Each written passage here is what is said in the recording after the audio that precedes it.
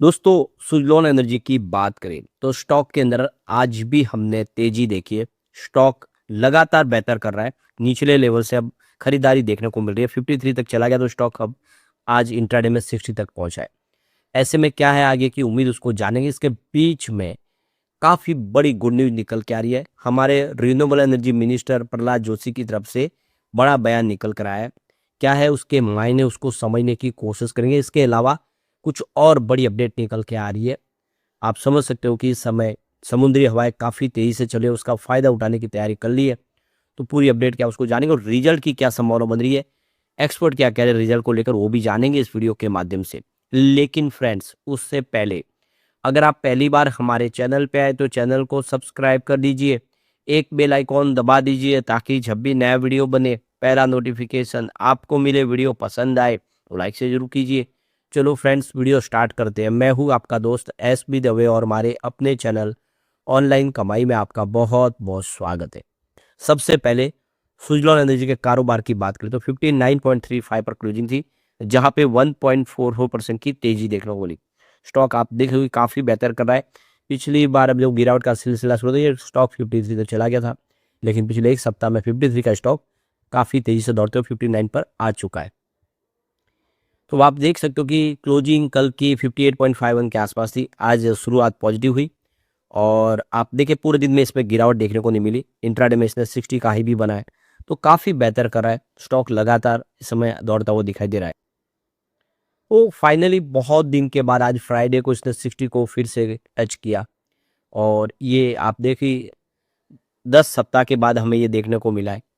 और आप देखिए इस पिछले एक सप्ताह में 12% के आसपास की इसके अंदर तेजी बन चुकी है। तो कुल मिला के देख सकते हो कि पॉजिटिव माहौल बनने लगा है। और अब आने वाला है हमारे सामने क्वार्टर 2 का रिजल्ट, और साथ में कॉन्फ्रेंस कॉल भी होगी रिजल्ट को लेकर।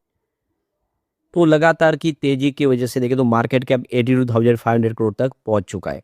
और आप क्लियरली देख सकते हो कि पिछले एक सप्ताह पहले मात्र 53 के आसपास था, वो स्टॉक आज 60 को क्रॉस किया।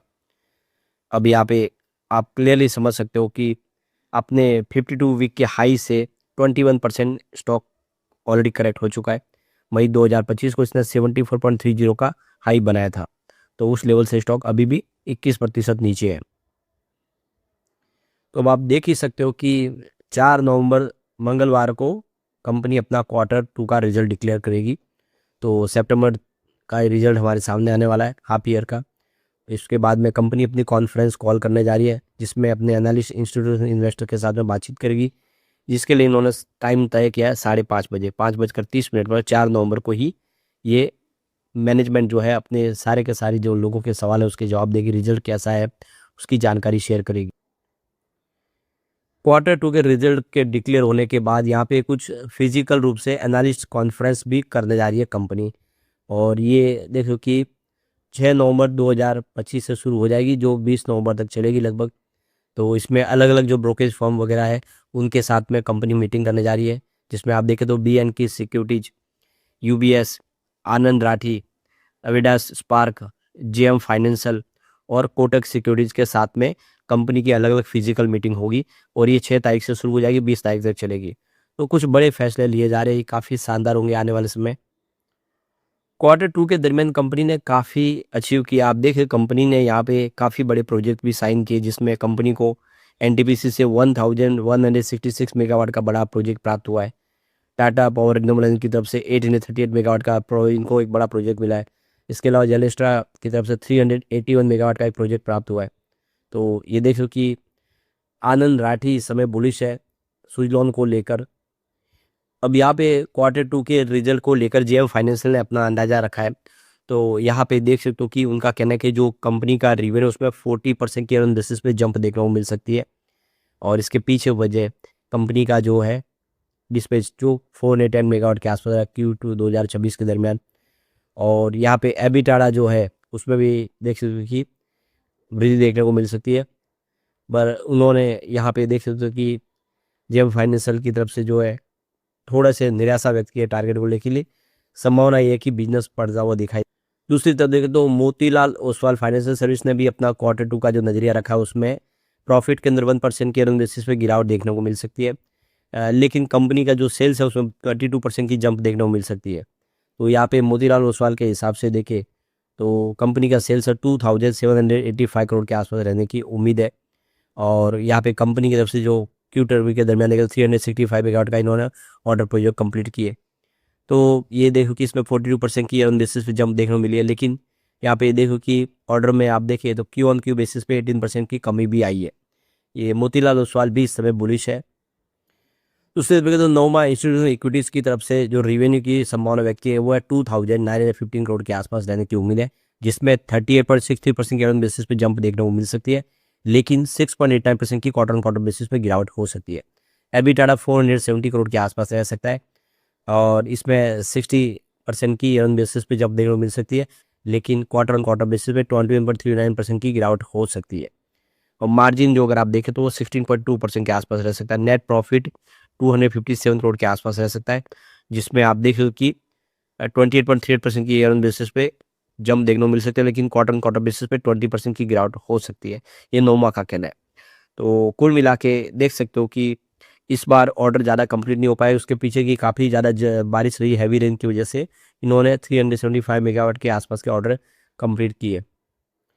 अब यहाँ पे जो बड़ी अपडेट निकल के आ रहे, हमारे renewable energy minister Prahlad Joshi की तरफ से जो बयान निकल कर आया है कि इस बार अगर आप देखें 6 गीगावाट की नई विंड एनर्जी कैपेसिटी ऐड हो सकती है फाइनेंशियल 2025-26 तक, जो पिछले साल के मुकाबले ज़्यादा है। क्योंकि पिछले साल सेम यहाँ पे 4 GB के आसपास की इंस्टॉल कैपेसिटी प्राप्त हुई थी, इस बार 6 गीगावाट हो सकती है, ये प्रहलाद जोशी का कहना है। तो ये देखो कि 7 जो एडिशन थी विंड एनर्जी इंडिया 2025 कॉन्फ्रेंस जो चेन्नई में हो रही है, उसमें कहा है कि 3 गीगावाट की कैपेसिटी ऑलरेडी यहाँ पे अचीव कर ली है और आने वाले इसमें 6 गीगावाट का जो टारगेट है वो पूरा हो सकता है। तो हमारे रिन्यूएबल मिनिस्टर प्रहलाद जोशी का कहना है कि हमारा जो गोल रखा है 500 गीगावाट के आसपास 2030 तक, और इसमें विंड पावर का भी एक बड़ा रोल प्ले करेगा, जहाँ पे इसका कंट्रीब्यूशन 100 गीगावाट के आसपास है। और यहाँ पे 54 गीगावाट की ऑलरेडी इंस्टॉल कैपेसिटी हमने प्राप्त कर ली है और 30 गीगावाट की जो प्रोजेक्ट है इस समय पाइपलाइन में जो आने वाले समय कंप्लीट हो गए। तो बिल्कुल हमें विश्वास है कि 2030 तक हम उस गोल को अचीव कर लेंगे। तो यहाँ पे आप देखिए तमिलनाडु, कर्नाटका, आंध्र प्रदेश, ये 3 राज्य मिलके जो टोटल 54 गीगावाट की कैपेसिटी ऐड हुई है, उसमें इनका 3 का आधा रोल है। समझो ये सब हाफ कंट्रीब्यूशन इनका है, जो काफ़ी बड़ी बात है। प्रहलाद जोशी का कहना है कि सरकार ने जीएसटी में कमी की, आप देखिए 12% से घटा के 5% कर दी है, जिससे जो विंड टर्बाइन की जो कॉस्ट है उसमें कमी आएगी।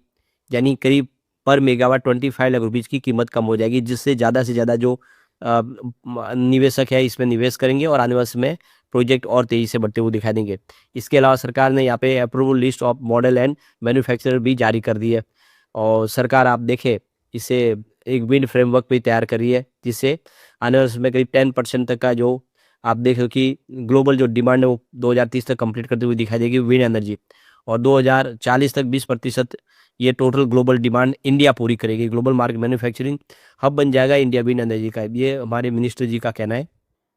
यहाँ पे देखिए हमारे रिन्यूएबल मिनिस्टर का कहना है कि सेंट्रल गवर्नमेंट है जो आने वाले फरवरी तक विंड प्रोजेक्ट के लिए टेंडर जारी करेगी, जिसमें तमिलनाडु, गुजरात शामिल है और यहाँ पे नए टेंडर लाए जाएंगे। तो आप देख सकते हो कि सरकार लगातार नए टेंडर जारी करे और सुजलॉन इसमें मजबूत कंपनी है तो उसको फायदा डेफिनेटली होगा।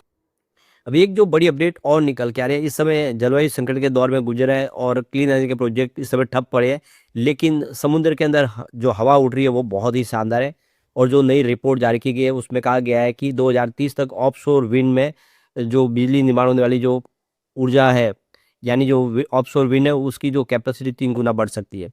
तो अब इसकी वजह से दुनिया भर के जो देश है इस समय ऑफशोर विंड के ऊपर काम करें, क्योंकि वहाँ पे ज़्यादा से ज़्यादा बिजली का निर्माण हो सकता है। तो करीब 27 देश ऑफशोर विंड ऊर्जा के ऊपर काम करें।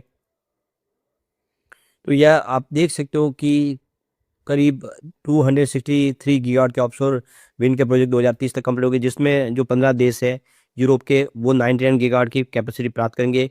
भारत है 30 से 37 मेगावाट गीगावाट तक की बिजली का लक्ष्य रखा। जापान ने 41 गीगावाट, दक्षिण कोरिया, ताइवान और वियतनाम ने मिलकर 41 गीगावाट बिजली उत्पादन का लक्ष्य रखा हुआ। चीन 15 गीगावाट की ऑफशोर विंड की नई जो है इंस्टॉल कैपेसिटी प्राप्त करने का उन्होंने लक्ष्य रख दिया है। तो देख सकते हो कि आने वाले समय उम्मीद बहुत ज़्यादा इस सेक्टर में, और देख सकते हो सुजलॉन जैसी कंपनियां कमाल कर सकती है जो काफ़ी अनुभवी है इस ऑफशोर विंड के मामले में। लेकिन फ्रेंड्स कोई भी इन्वेस्टमेंट करने से पहले अपने फाइनेंशियल एडवाइजर से एडवाइस ले ले या अपना खुद का रिसर्च करें, क्योंकि मैंने वीडियो आपके एजुकेशनल पर्पज के लिए ही बनाया। वीडियो पसंद आए तो लाइक से जरूर कीजिए और चैनल को सब्सक्राइब कर दीजिए। Thank you friends.